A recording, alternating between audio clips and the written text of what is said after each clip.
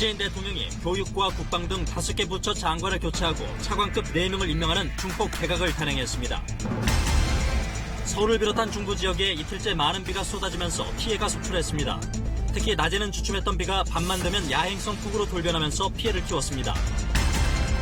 북미 비핵화 협상이 교착 상태인 가운데 트럼프 미국 대통령이 북한과의 상황을 어렵게 만드는 것은 중국이라며 중국 책임론을 거듭 제기했습니다. 또 한미연합 군사훈련에 지금 당장 큰 돈을 쓸 이유는 없지만 즉시 재개는 가능하다고 말해 북한도 압박했습니다. BMW가 국토부에 제출한 기술 분석 자료를 KBS가 입수해 분석한 결과 BMW가 이제까지 화재 원인으로 지목된 EGR 쿨러 외에 쿨러 밖으로 지나는 바이패스건의 성능을 몰래 개선하려 한 정황이 포착되었습니다. KBS가 앞서 전문가와의 실험을 통해 지적했던 문제의 부품입니다. KBS가 우수평가를 받은 국회의원들의 연구보고서 150여 개를 전수 분석한 결과 통째로 펴자르거나 짜기 피하는 등 부실 보고서가 100건에 달하는 것으로 드러났습니다. 국회는 정책 연구를 돕는다는 명목으로 지난 10년 동안 114억 원을 지원했습니다.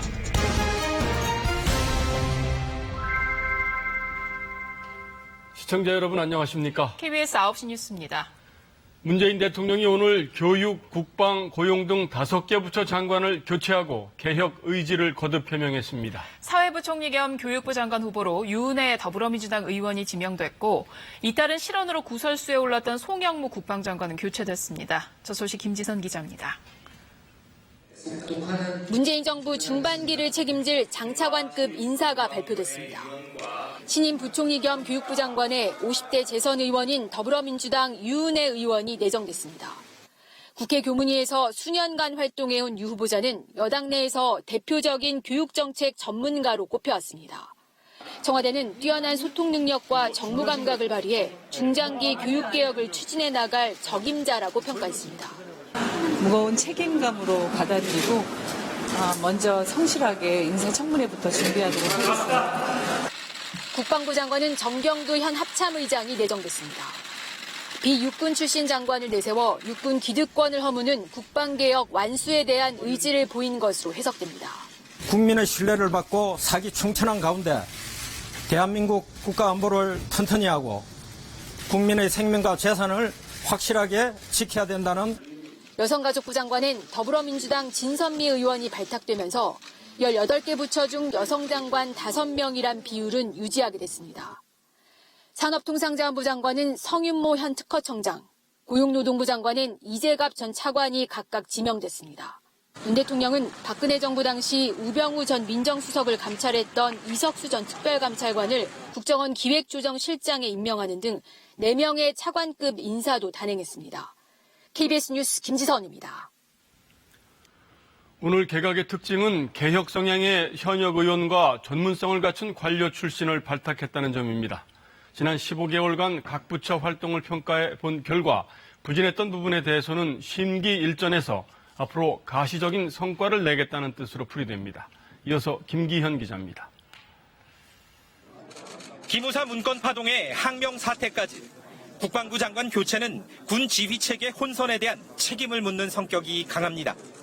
일각에서는 조직 안정을 위한 유임 필요성도 제기했지만 문 대통령은 결국 쇄신의 무게를 실었습니다. 대입제도 개편안 마련을 둘러싸고 난맥상이 불거졌던 교육부. 고용지표 악화 책임에서 자유롭지 못한 고용노동부 역시 냉정한 평가를 받았습니다. 5개 부처 개각으로 문재인 정부는 2기 출범을 공식화했습니다. 앞으로 구체적인 개혁의 성과를 내겠다는 의지도 분명히 했습니다. 개혁의 씨앗을 속도감 있게 성과를 내고 국민들이 직접 체감할 수 있는 그런 성과들을 국민들에게 돌려주겠다. 개혁 성향의 현역 국회의원 2명을 교육부와 여성부에 각각 배치한 것은 성과를 내기 위한 추진력을 높이 산 것으로 풀이됩니다. 고용부와 산업부 장관에 정통 관료를 배치한 것은 현 정부 경제정책 기조 실현을 위해 풍부한 행정 경험이 필요했기 때문으로 관측됩니다.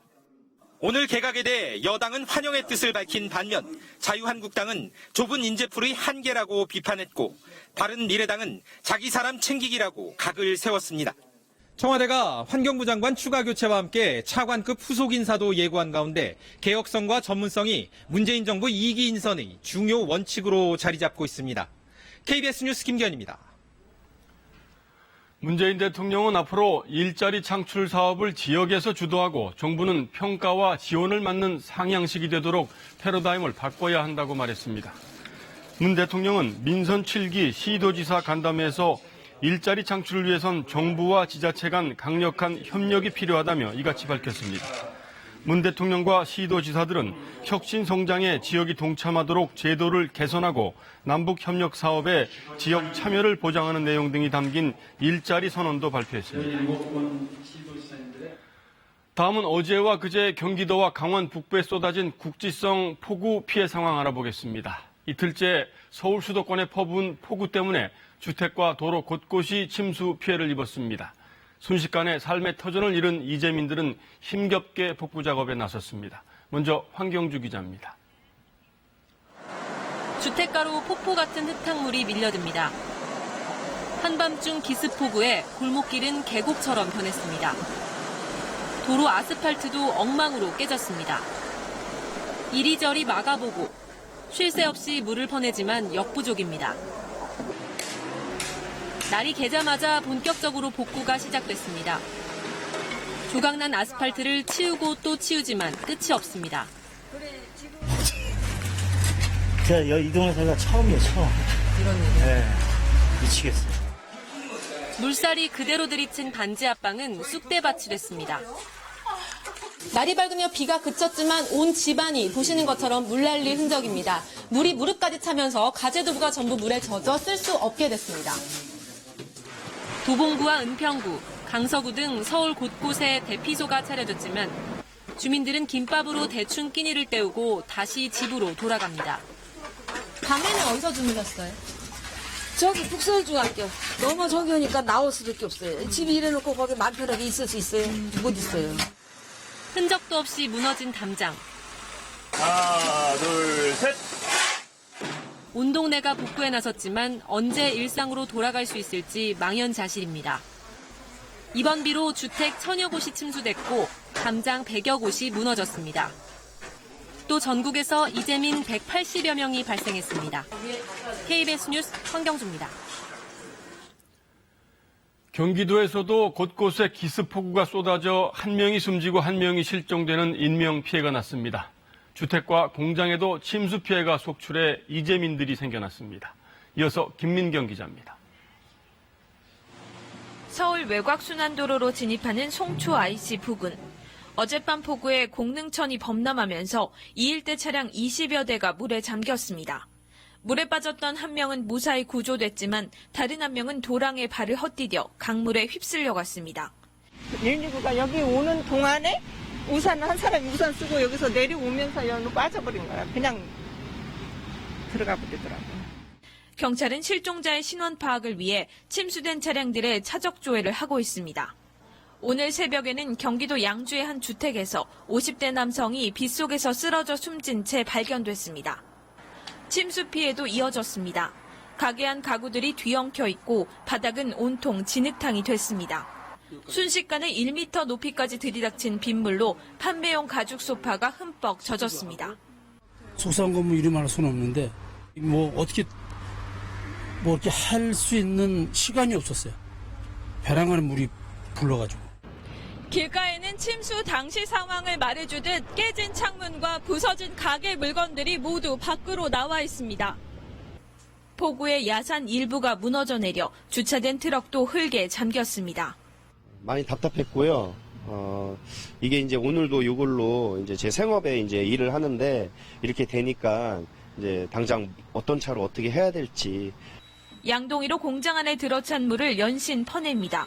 침수된 기계들은 급한 대로 선풍기로 말려봅니다. 이걸 수리하는 수리 비용이며 일을 못하는 지연되는 비용이 계산도 지금 나오지 않을 정도로. 집중호우로 서울 외곽순환고속도로 노고산 2터널 부근에서 토사가 도로로 쏟아지면서 오늘 오후까지도 이 일대 교통이 정체를 빚었습니다. 사흘 동안 경기도에 접수된 주택과 공공시설 침수 피해는 500여 곳이 넘습니다. KBS 뉴스 김민경입니다. 강원도 지역은 특히 농경지 피해가 컸습니다. 축구장 170개 넓이의 논밭이 물에 잠겼습니다. 오늘부터 겨우 복구 작업이 시작됐지만 물에 잠겼던 농작물들은 수확이나 할 수 있을지 농민들 걱정이 큽니다. 하초희 기자입니다. 400mm가 넘는 집중호우에 물바다로 변한 농경지. 어디가 논이고 어디가 하천인지 분간할 수 없습니다. 밤사이 물이 빠지자 수해의 흔적이 그대로 드러납니다. 다 자란 벼가 맥없이 바닥에 쓰러졌습니다. 누렇게 익은 벼 이삭은 진흙범벅이 됐습니다. 우리 농사꾼이 이걸 목숨을 걸고서 이걸 바라고 사는데 다 된 몫이 이렇게 되는데 뭐. 말할 수 없죠. 온갖 쓰레기까지 넘쳐납니다. 복구를 돕는 군 장병들도 마음이 아립니다. 농사를 짓고 있는 저희 아버지도 계시고 해서 현장 상황을 보고 좀 가슴이 좀 많이 아팠고 쓰러진 벼를 일으켜 세워보지만 제때 수확할 수 있을지 걱정이 앞섭니다. 이 옆에 뼈들이 썩지 않게 옆에 이렇게 얼려서 순간적으로 건조하기 위해서 한 거지 여기서 수확을 보고 하는 건 아닙니다, 이게. 부추밭은 아예 흙더미에 파묻혔습니다. 온실한 토마토도 피해를 비껴가지 못했습니다. 침수 피해를 입은 비닐하우스입니다. 지금도 물이 빠지지 않아 농작물들이 물에 잠겨 있습니다. 잎사귀가 시들어가는 등 병충해에 걸리지 않을까 우려됩니다. 출하는커녕 내년 농사도 장담하기 어렵습니다. 그게 자식 같은 건데, 예? 이거 맨날 새벽에 일어나서 해 뜨기 전에 문 열고 문 닫고, 이렇게 하고 정성 들여 했는데 하루아침에 이러니까는. 강원도에 내린 집중호우로 124만 제곱미터, 축구장 170개 넓이의 논밭에서 침수 피해를 입었습니다. KBS 뉴스 하추입니다. 이렇게 한반도에는 요즘 장마철 같은 강한 비구름이 형성돼서 중부지방과 남부지방을 오르내리며 닷새째 폭우를 뿌리고 있습니다. 주로 낮에는 좀 잠잠했다가 밤이 되면은 게릴라성 폭우를 쏟아붓는 양상이 반복되어 왔습니다. 왜 그런 건지 신방실 기상 전문 기자가 전해드립니다. 캄캄한 어둠 속에 빗줄기가 폭포수처럼 쏟아집니다.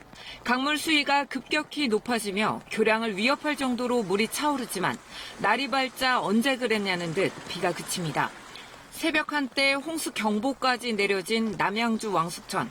아침이 되자 비구름이 물러가더니 소강 상태를 보입니다. 레이더 영상을 보면 밤사이 서해상에서 발달한 강한 비구름대가 수도권을 관통하며 시간당 80mm가 넘는 폭우를 몰고 왔습니다. 그런데 아침이 되자 비구름이 눈에 띄게 약해지더니 흩어져 버립니다. 낮에는 주춤했던 비가 밤만 되면 야행성 폭우로 돌변하는 겁니다. 기록적인 폭염 등 올해 이례적인 기상 조건이 원인으로 꼽힙니다. 낮 동안 뜨거워진 대기가 밤이 돼 식으면 상대적으로 기온이 높은 바다와 온도 차이가 커지면서 강한 비구름이 발달합니다. 여기에 대기 하층에 강한 바람인 제트기류에 실려 수증기가 공급되면서 폭발적으로 비를 뿌리는 겁니다. 여름 동안의 폭염으로 인해서 우리나라 부근의 해수면 온도가 많이 높아져 있기 때문에 상대적으로 밤에 대기 불안정이 발생할 가능성은 더 크다고 하겠습니다. 오늘 밤에도 서해상에서 강한 비구름이 유입되면서 충청과 호남 지방엔 또다시 최고 150mm의 집중호우가 쏟아지겠습니다. 특히 야간에는 외출을 삼가고 강변이나 저지대에 주차된 차량은 미리 옮겨야 합니다. 이번 비는 내일 아침 중부지방부터 잦아들겠지만 남부지방은 모레까지 이어지겠습니다.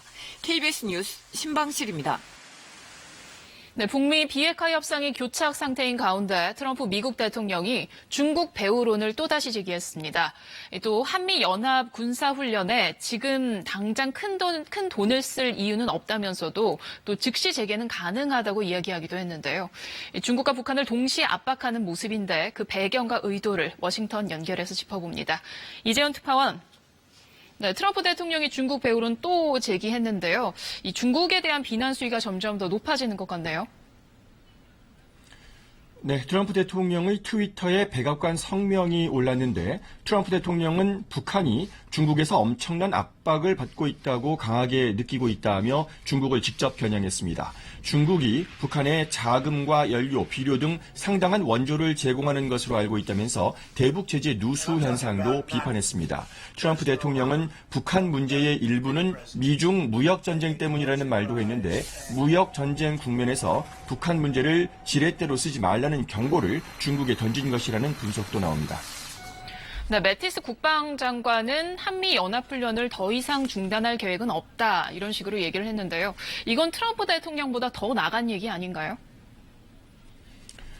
네, 트럼프 대통령은 지금 시점에서는 한미 연합훈련에 큰 돈을 쓸 이유가 없다고 말했습니다. 매티스 장관의 연합훈련 재개 시사 발언과 배치되는 것으로 보이는데 꼭 그렇지만은 않습니다. 마음만 먹으면 즉시 훈련을 재개할 수 있고 만약 그렇게 한다면 어느 때보다 규모가 클 것이라고 말했습니다. 트럼프 대통령이요. 북한이 중국과의 관계를 의식해서 비핵화 협상을 지연하면 군사적 압박이 더 세질 수도 있다면서 대북 압박에 나선 것으로 보입니다. 네, 중국과 북한 동시에 압박을 하고 있는데요. 트럼프 대통령 왜 이렇게 압박 모드일까요? 다른 배경이 있나요?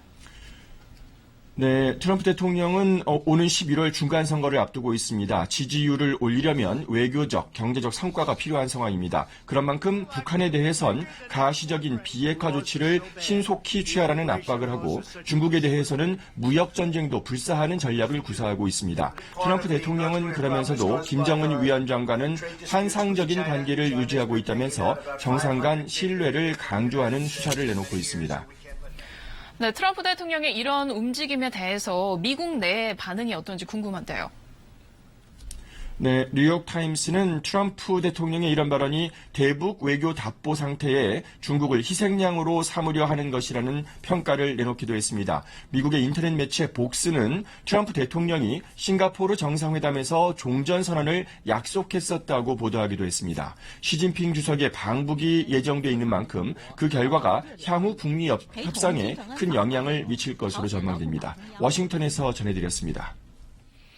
네, 최근 남북이 철도 분야 협력 사업을 추진하기 위해 서울역에서 신의주까지 실제로 함께 열차를 운행해 보기로 했는데 무산된 것으로 확인됐습니다. 유엔군 사령부의 승인이 나지 않았기 때문인데요. 네, 이것이 미국의 의지로 비춰지기도 하는데 그 의미를 허효진 기자가 짚어봅니다. 문재인 대통령은 올해 광복절 경축사에서 남북 철도 연결 사업에 속도를 내겠다고 밝혔습니다. 판문점 선언에서 합의한 철도 도로 연결은 올해 안에 착공식을 갖는 것이 목표입니다. 이에 따라 일주일 뒤 객차와 화물차 6량 규모의 열차가 특별 편성됐습니다. 서울역에서 신의주에 이르는 경의선 구간을 닷새 동안 실제로 운행하며 남북 철도 상황을 점검하기 위해서입니다. 하지만 이 열차는 출발조차 하지 못했습니다. 유엔군 사령부가 48시간 전에 방북을 통보받지 못했다는 이유와 함께 철도 공동조사의 세부 사항을 요구하며 군사분계선 통과를 불허한 겁니다. 유엔군 사령관은 주한미군 사령관이 겸직하고 있기 때문에 사실상 미국의 의중을 반영한 게 아니냐는 관측을 낳고 있습니다. 미국의 조치는 기본적으로 북한의 선 비핵화 조치를 이끌어내기 위해서 한미 간의 제재 공조가 다시 필요하다는 신호를 보낸 것이고 특히 남북 교류 협력이 비핵화 진전 속도를 넘어서는 안 된다는 그런 명확한 메시지를 보낸 것으로 평가할 수 있을 것 같습니다. 이에 따라 철도 연결 사업에서도 속도 조절이 예상되는 가운데 정부는 추후 현지 조사에 대해 미국과 북한 양측과 긴밀하게 협의 중이라고 밝혔습니다. KBS 뉴스 허유진입니다. 서울 아파트 값의 주간 상승폭이 6년 3개월 만에 최대치를 기록했습니다. 한국감정원은 이번 주 서울 아파트 값이 지난주보다 0.45% 올랐다고 밝혔습니다. 이는 조사가 시작된 2012년 5월 이후 가장 큰 상승폭입니다. 다만 이번 조사는 27일까지 이뤄져 박원순 서울시장의 용산 여의도 통합개발 보류와 정부의 시장 안정정책 발표 효과는 거의 반영되지 않았습니다. 정부와 여당이 집값을 잡기 위한 추가 대책을 예고했습니다. 집을 3채 이상 보유하거나 초고가 주택을 가진 사람에 대해서 종합부동산세를 강화하는 방안 등을 검토하고 있는데요. 투기 세력을 억제하겠다는 강력한 의지로 풀이됩니다. 보도에 정청아 기자입니다. 신임 민주당 대표 취임 후 처음으로 열린 고위 당정청 회의. 이해찬 대표가 작심한 듯 정부의 보다 적극적인 부동산 시장 개입을 주문했습니다. 3주택 이상이거나 초고가 주택 소유자에 대해 종합부동산세를 강화해야 한다는 겁니다. 제가 2005년도에 총리할 때도 이와 비슷한 현상이 있어서 그때 여러 가지 대책을 세웠었는데 투기로 의심되는 동향이 있으면 즉각 조치를 해야 되는데 청와대도 보조를 마쳤습니다. 장하성 청와대 정책실장은 실수요는 보호하되 투기 수요는 철저히 차단하겠다는 기조를 강화하겠다고 했습니다. 투기 수요를 억제하기 위해서 필요하다면 더 강력한 후속 대책도 검토하도록 하겠습니다. 집값 급등 지역 공시가격 인상, 투기 지역 추가 지정, 세무조사 등으로 이어져온 투기 수요에 대한 전방위 압박으로 일관된 정책 추진이란 메시지를 시장에 던지겠다는 취지로 보입니다. 민주당은 특히 최근 정부가 발표한 부동산 공시가격 현실화에 이어 공정시장 가액 비율도 앞당겨 올릴 수 있음을 내비쳤습니다. 아파트 한 채가 한 달 사이에 1억이 올랐니 2억이 올랐니 이래버리면은 이건 아주 매우 우려할 만한 상황이고 정부로서는 대책을 세우지 않을 수가 없습니다. 정부는 내일 종부세 최고 세율을 2%에서 2.5%로 올리고 특히 3채 이상 집을 가지면 0.3%포인트 더 올리는 종부세법 개정안을 국회에 제출합니다. 하지만 한국당은 종부세만 강화하면 세 부담이 너무 커진다는 입장이어서 국회 논의 과정부터 순탄치만은 않을 것으로 보입니다. KBS 뉴스 정청화입니다. 오늘 경찰이 BMW 코리아를 압수수색하며 강제 수사에 착수했습니다. KBS는 경찰이 확보한 BMW의 기술 분석 자료를 최초로 입수했는데요. 여기에는 BMW 측이 그동안 화재 원인으로 지목한 EGR 외에 바이패스 파이프를 개선하겠다는 내용이 포함돼 있었습니다. 먼저 김용준 기자입니다. 경찰이 오늘 BMW 코리아를 전격 압수수색했습니다. 내부 회의 자료, 독일 본사와 한국 지사가 주고받은 이메일 등 핵심 자료를 확보하기 위해서입니다. KBS가 이 핵심 자료 가운데 하나를 입수했습니다. 이번 달 초 BMW가 국토부에 제출한 화재 관련 내부 기술 분석 자료입니다. BMW가 자체 분석한 화재 차량 결함 원인이 자세히 나와 있습니다. 또 화재 원인으로 지목한 배기가스 재순환 장치, EGR 냉각기와 밸브를 어떻게 개선할 것인지도 설명해놨습니다. 그런데 BMW가 언급하지 않았던 다른 부품도 고치겠다는 표시가 되어 있습니다. 배기가스 재순환 장치 냉각기 옆에 달린 바이패스 파이프인데 고온의 배기가스가 지나가는 통로입니다. 그런데 왜, 어떻게 바꾸겠다는 건지 내용은 없습니다. 바이패스 관을 사용하는 것 자체에 대한 문제점을 노출시키지 않기 위해서 뺀 게 아닌가 일단 그렇게 생각이 되고요. 바이패스 관은 원래 EGR을 사용할 때 많이 사용하지 않는 부분들이거든요. 아마 그 용도외로 뭔가를 많이 사용을 하고 있고 결국 EGR 밸브와 냉각기 외에 바이패스 부품도 문제가 있을 수 있다는 얘기입니다. 하지만 최근 김효준 BMW 코리아 대표는 이 연관성을 부인했습니다. 독일에서 수차례 답을 듣기로는 바이패스 밸브는 이 EGR 모듈과는 관계가 없다. 이렇게 답을 듣고 있습니다. 경찰이 BMW를 압수수색한 오늘 서울과 대전에서 리콜 대상이 아닌 BMW 차량 2대가 잇따라 불에 타 차주들 불안은 계속 커지고 있습니다. KBS 뉴스 김용준입니다. 보신 것처럼 BMW는 이달 초 국토부 보고에서 바이패스 개선을 언급했는데 그에 앞서 지난 2월 환경부 보고에서도 바이패스 파이프를 고치겠다고 밝힌 것으로 확인됐습니다. 문제 원인을 알고 있었으면서도 감춰온 것 아니냐는 의혹이 일고 있습니다. 유란 기자가 취재했습니다. 지난 2월 BMW가 환경부에 보낸 공문입니다. 결함 원인에 따른 상세 개선 내역이라면서 바이패스 파이프 직경 확장이라고 명시했습니다. 네모난 EGR 쿨러 밖으로 지나는 동그란 이 관이 바이패스인데 이 관을 넓히겠다고 BMW가 스스로 밝힌 겁니다. 화재 원인이라고 밝혀왔던 EGR 쿨러만 고치면 되는 일인데 BMW는 왜 바이패스를 고치겠다고 환경부에 밝힌 걸까? 바이패스 쪽은 손을 댈 이유가 전혀 없거든요. 내부적으로 바이패스 라인에 어떤 문제가 발생했거나 고온의 어떤 가스가 흐르면서 열 충격이 견디지 못하는 내구성을 가졌거나 이런 부분을 인지하고 있었습니다.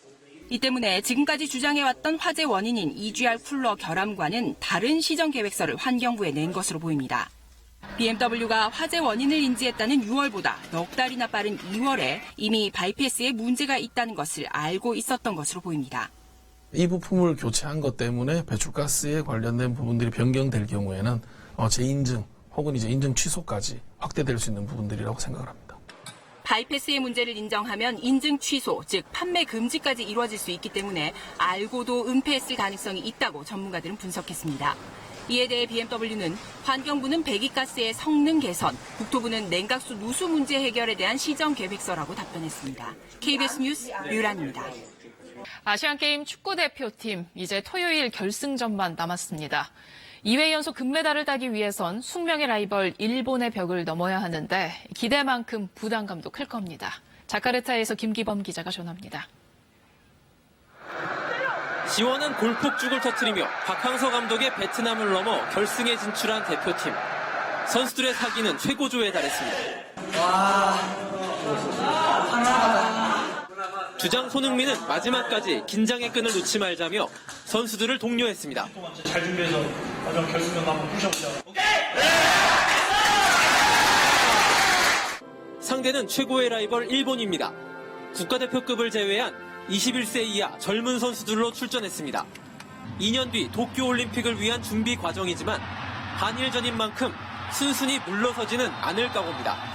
한국은 間違いなく本当に強いチームだと思いますので、その韓国と、決勝の舞台で試合をできること、選手たちの厳しい戦いになると思いますが 아시안게임 한일전 통산 전적은 6승 1패로 우리가 앞섭니다.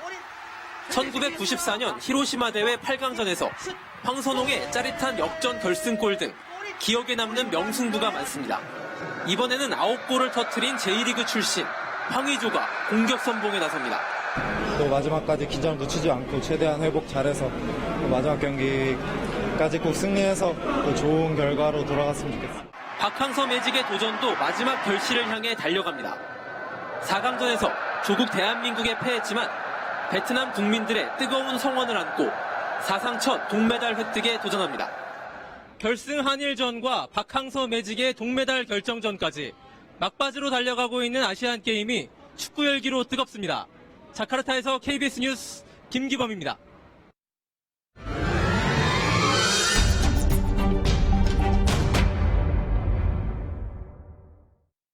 국회의원들 입법 활동을 돕기 위해서 국회는 세비 말고도 여러 가지 명목으로 의원들에게 예산을 지원하고 있습니다. 국회의원들의 연구단체 활동도 그 가운데 하나입니다. 소속 정당이나 상임위원회와 관계없이 뜻을 같이 하는 국회의원들끼리 모여서 입법이나 정책에 대한 연구 개발 활동을 하게 되는 거죠. 이런 활동에 지난 10년간 114억 원의 세금이 지원됐습니다. 그 가운데 절반이 국회 특수활동비였습니다. 그런데 KBS 탐사보도부가 우수하다고 평가를 받은 국회의원 연구단체 보고서들을 전수 분석해봤더니 결과는 참으로 실망스러운 수준이었습니다. 국민들 무서운 줄 모르는 국회의원들의 민낯을 공개합니다. 임재성, 최준혁 기자입니다. 국회 손혜원 의원이 대표를 맡고 모두 10명의 국회의원이 참여한 문화관광산업 연구포럼. 올해 초 우수 국회의원 연구단체로 선정됐습니다. 내실 있는 연구 보고서가 눈에 띈 것이 많이 있더라 하는 말씀을 주시면서 역시 국회의원들은 좀 다르구나 하는 것을. 손 의원이 대표 집필한 해당 단체의 연구 보고서입니다. 모두 30쪽짜리 보고서. 본론 부분 9쪽이 문화관광연구원 보고서와 거의 똑같습니다.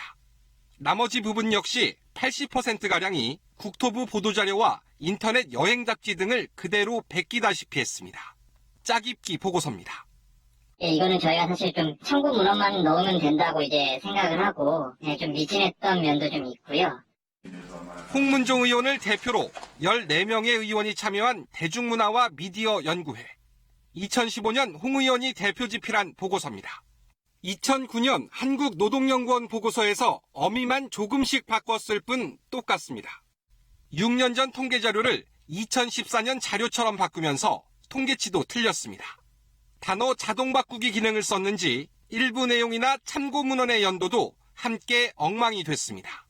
소규모 영역을 통해서 자료를 수집하고 그걸 바탕으로 직접 보고서를 만들었다. 이게 표절인지 짜집기인지 자료에 대해서는 확인할 방법이 없어서. 코이카 이사장인 이미경 전 의원은 동료 의원 10명과 생활정치실천 의원 모임이란 연구단체를 만들고 2013년 보고서를 대표 집필했습니다. 인터넷만 뒤져봐도 토시 하나 다르지 않은 보고서가 여럿 검색됩니다. 8년 전인 2005년 한 대학생이 과제물로 제출한 적도 있습니다.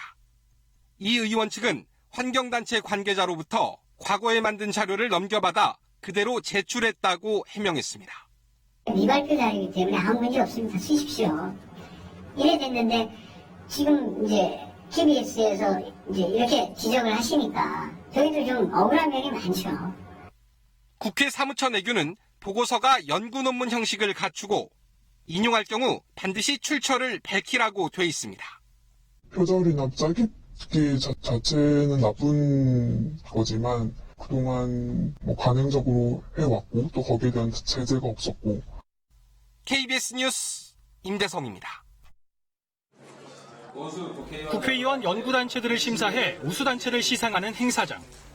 우수단체로 선정된 19개 단체에는 포상금이 주어졌습니다. 봉투가 상당히 무겁죠. 예, 축하드립니다. KBS 탐사보도부는 지난 2008년부터 10년 동안 국회 우수 연구단체들이 제출한 보고서 152건을 전수 분석했습니다. 표절 검사 프로그램을 활용해 1차 검증을 하고 논문 컨설팅 전문 업체를 통해 교차 검증까지 실시했습니다.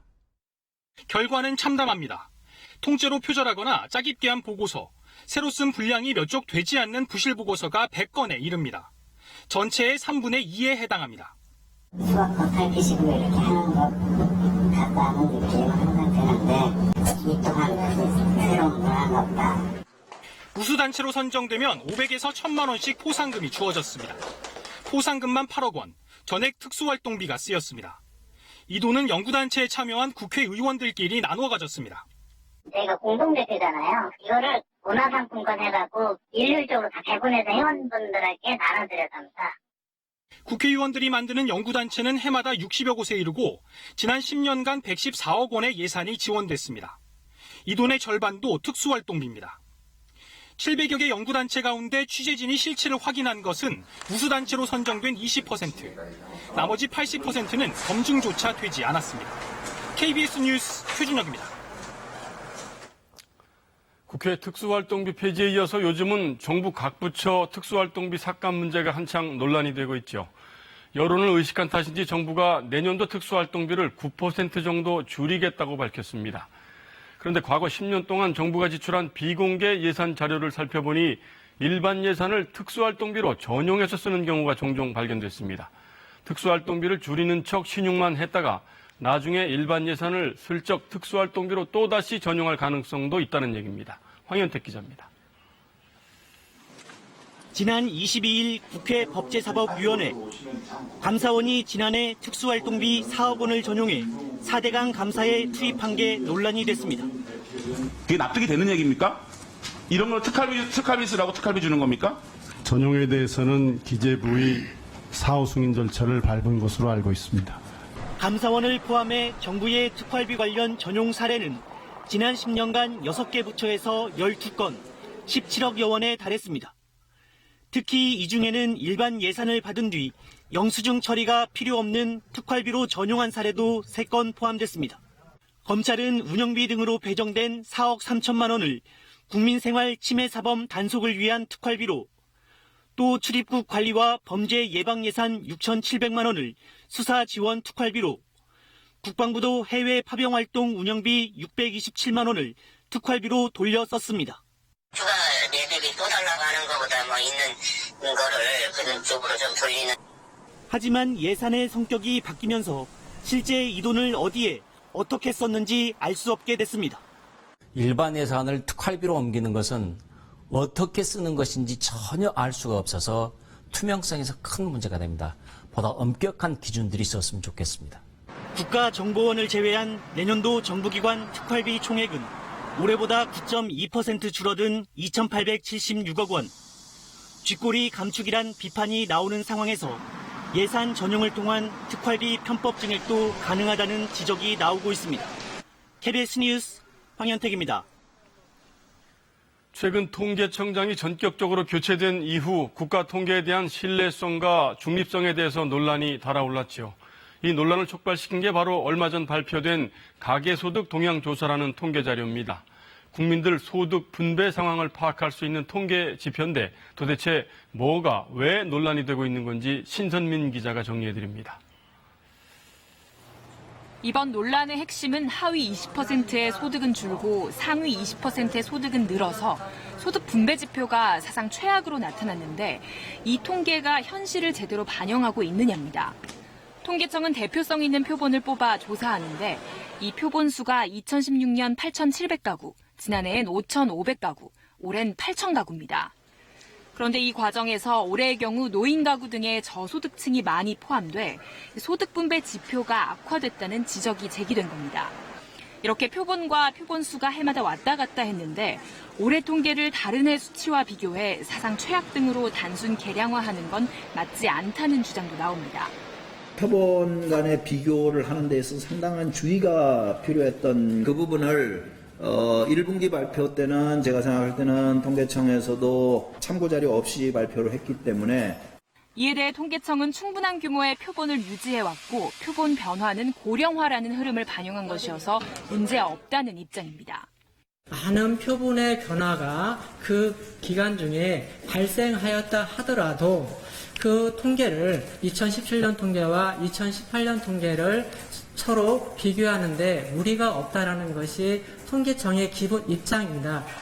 이와 함께 가계소득 동향조사를 분배지표로 보는 게 적절한가 하는 문제 제기도 있는데 고소득층일수록 대답을 잘 하지 않는 큰 단점이 있기 때문입니다. 통계청은 가계소득 동향조사를 전면 개편해 내후년부터 적용할 거라고 밝혔습니다. 결국 또 통계 방식의 변경이 불가피해진다는 얘기라 비슷한 논란은 반복될 가능성이 높습니다. KBS 뉴스 신선민입니다. 과거 양승태 대법원이 내린 과거사 관련 판결에 대해서 헌법재판소가 제동을 걸었습니다. 대법원이 법 적용을 잘못했다고 판단했습니다. 헌재 오늘 결정으로 과거사 재판 관련 피해자들은 국가로부터 손해배상을 받을 수 있게 됐습니다. 홍성희 기자입니다. 1968년 송상환 씨는 간첩 누명을 써 징역형을 살았습니다. 고문도 당했습니다. 뭐 살아나갈 수가 없다는 생각을 가졌는데 뭘 부인하고 시인할 것이 하나도 없어요. 송 씨 같은 긴급조치나 국가보안법 위반 명목으로 억울한 옥살이를 한 피해자들은 국가 손해배상을 청구했습니다. 그러나 대법원은 손해배상 청구 시효가 이미 지났다고 판단했습니다. 민법 기준을 적용해 재심 무죄 확정일로부터 6개월 안에 소송을 제기해야 한다는 겁니다. 그러나 헌재는 중대한 인권 침해나 조작 의혹 사건 등에 민법의 시효 조항을 적용하는 건 위헌이라고 결정했습니다. 피해자들은 손해 및 가해자를 안 날로부터 3년 안에 국가배상 청구를 하였다면 국가배상을 받을 수 있다는 취지입니다. 헌재는 또 민주화보상법에 의해 보상금을 받으면 국가와 화해한 것으로 본다는 민주화보상법 조항도 위헌이라고 결정했습니다. 대법원은 이 조항을 근거로 민주화운동 피해자들의 국가배상 청구 소송을 기각해왔습니다.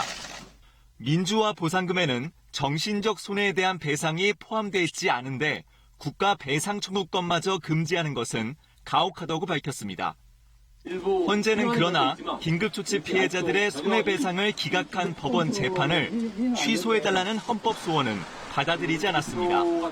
실상을 외면한 이렇게 아직도 거리가 먼 결정이 있었다는 거, 그리고 특별법 내지는 특별 법정을 통한 이 노력이든 백방의 노력을 다하기로 하겠습니다. 헌재의 이번 결정으로 과거사 피해자들에게 재심의 기회가 열린 가운데 대법원이 어떻게 대응할지 주목됩니다. KBS 뉴스 홍성입니다. 국군 기무사가 해체되고 다음 달부터는 군사안보지원사령부가 창설됩니다. 따라서 각 시도마다 설치됐던 지역 단위 기무부대도 모두 해체됩니다. 그런데 이 지역 기무부대들이 주둔해 있던 부지를 어떻게 활용해야 할지 국방부가 아직 결정을 내리지 못하고 있습니다. 지역 기무부대들 실상을 정세배 기자가 취재했습니다. 전국 지역 단위 육군 기무부대 주둔지 중 한 곳입니다. 다음 달 1일 군사안보지원사령부의 창설과 함께 부대 해체가 예정되면서 사무실 집기를 옮기는 작업이 한창입니다. 60명 규모의 인원이 주둔하고 있는 이 부대가 차지하고 있는 면적은 3만 제곱미터가량. 이 가운데 축구장과 테니스장 면적이 절반 이상입니다. 대령 계급인 전북 지역 기무부대장이 쓰는 관사입니다. 그런데 대지 면적만을 놓고 봤을 때 이 해군과 공군 참모총장 관사에 비해 1000제곱미터가량 더 넓습니다. 전국 각 시도에 있는 이른바 60단위 기무부대는 모두 11곳. 이 가운데 4곳은 이처럼 도심에 별도의 주둔지를 두고 각각 수만 제곱미터의 면적을 차지하고 있습니다. 현행 국유재산법에는 행정재산이 그 목적에 맞게 사용되지 않을 경우 그 즉시 용도를 폐지해야 한다고 나와 있습니다. 그러나 기무부대 해체 이후 토지를 어디로 귀속시킬지 또 어떻게 활용할 것인지는 아직 논의조차 제대로 되고 있지 않습니다. 국민들 땅을 군사 목적 용도로 잠시 빌려 쓴 거예요. 그런데 그 군사 목적 용도가 폐지가 된 거잖아요. 그러면 원래 주인인 국민들한테 돌려줘야 된다는 개념입니다. 국방부는 해당 용지를 어떻게 처리할지에 대해서는 아직 결정된 바가 없다면서 추후 협의를 진행하겠다고만 밝혔습니다. KBS 뉴스 정세배입니다. 미국 플로리다주의 6년 된 암소 한 마리에서 흔히 광우병으로 알려진 비정형 소 해면상 뇌증이 발견됐다고 미 농무부가 밝혔습니다.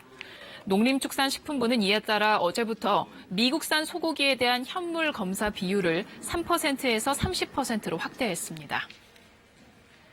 주택금융공사의 전세대출 보증을 받을 때 소득에 제한을 두기로 한 정부 대책에서 금융당국이 무주택자는 예외로 하기로 했습니다. 금융위원회와 주택금융공사는 무주택 세대에 대해서는 소득 수준과 관계없이 전세자금 대출 보증을 받는데 지장이 없도록 할 계획이라고 밝혔습니다. 원세훈 전 국가정보원장이 개인적 생활 기반을 마련하기 위해 국정원 자금 수십억 원을 유용한 혐의로 또 재판에 넘겨졌습니다. 원 전 원장은 2010년 10월부터 2011년 2월까지 국가안보전략연구소 건물 18층을 호화 사저로 쓰기 위해 리모델링 비용 7억 8천여만 원을 국정원 자금으로 지출한 혐의를 받고 있습니다. 여야가 당초 8월 임시국회에서 처리하기로 합의했던 인터넷 전문은행 규제 완화법과 상가 임대차 보호법 등 쟁점 법안의 본회의 처리가 불발됐습니다. 민주당과 자유한국당, 바른미래당은 상임위별로 충분한 협의가 뒷받침되지 못해 부득이하게 9월 정기국회에서 다시 논의할 것이라고 밝혔습니다. 위암은 주로 50대 이후에 발병하지만 20, 30대 젊은 층도 안심할 수 없습니다. 젊을수록 위암이 공격적인 데다가 발견도 어렵기 때문에 오히려 치료가 더 쉽지 않다고 합니다. 이충원 의학 전문 기자가 보도합니다. 위암 수술 뒤 항암 치료를 받고 있는 29살 여성입니다. 가벼운 위염 정도로 생각했는데 뜻밖의 위암이었습니다. 그냥 속쓰림 증상이 있고 빈혈 증상이 있어서 증상이 계속 없어지지 않아서 내시경을 해보자 해서 했더니 그때 위암 3기라고 하셨어요. 이 30대 위암 환자는 전체 위암 환자 중 5%에 불과하지만 암이 더 공격적이어서 주의가 필요합니다. 젊은 층에 생기는 위암은 덩어리를 형성하는 장형보다는 위 점막 아래 암세포가 깔리는 미만형이 많기 때문입니다. 미만형은 밖으로 튀어나오지 않아 증상이 없고 발견도 어렵습니다. 암세포도 더 공격적이어서 위벽을 뚫고 다른 장기로 전이되는 경우가 많습니다. 실제로 사기 위암이 40살 이상에선 11%에 그친 반면 30대는 20%로 더 많습니다. 이 때문에 위암이 30대 암 사망 원인 중 1위를 차지하고 있습니다. 증상이 있어도 검사도 안 하고 또 증상도 잘 없고 그러니까 이제 늦게 발견이 되니까 예후가 더 안 좋고 40살 이전이라도 소화불량이나 속쓰림 증상이 계속 나타나면 위내시경 검사를 받아야 합니다. 위암 가족력이 있다면 30대부턴 정기적인 위내시경 검사를 받는 게 좋습니다. 또 위암의 원인 중 하나인 헬리코박터균을 없애는 치료도 필요합니다. KBS 뉴스 이충원입니다.